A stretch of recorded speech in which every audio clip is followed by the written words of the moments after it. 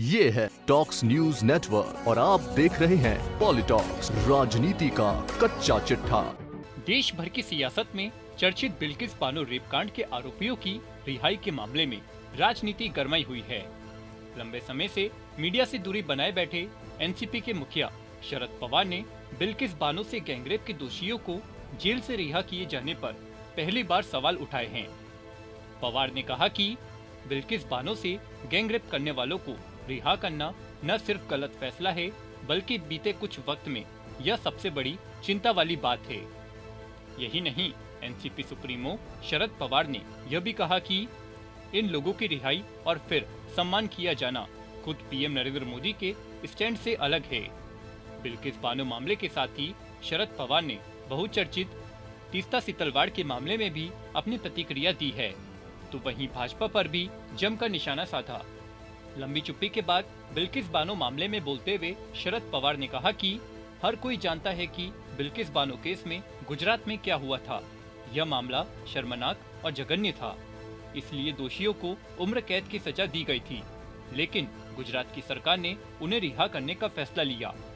यही नहीं, जेल से निकलने पर दोषियों को सम्मानित भी किया गया, जबकि प्रधानमंत्री मोदी ने लाल किले से कहा था कि महिलाओं का सम्मान होना चाहिए, लेकिन उनसे ताल्लुक रखने वाले गुजरात में ही ऐसे दोषियों को रिहा करने का फैसला लिया गया।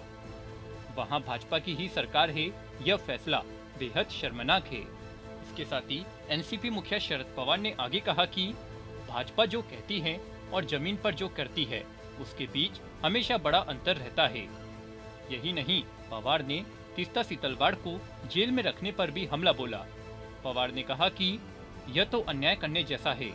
लोकतंत्र में सभी को अपने मन की बात कहने का अधिकार है। तीस्ता सीतलवाड़ ने कई साल पहले जो बातें कही थी, उसके आधार पर उसे परेशान किया जा रहा है और जेल में रखा गया है। इसके अलावा सरकार यह कोशिश भी कर रही है कि वह जेल से बाहर न आने पाए। वहीं भारतीय जनता पार्टी पर हमला बोलते हुए मराठा के दिग्गज नेता शरद पवार ने कहा कि भाजपा के पास जिन राज्यों में जनाधार नहीं होता है, वहां भी वह सत्ता में बने रहना चाहती है। कर्नाटक, मध्य प्रदेश और महाराष्ट्र में उन्होंने ऐसा ही किया। दूसरे दलों में फूट डाली और फिर अपनी सरकार बना ली।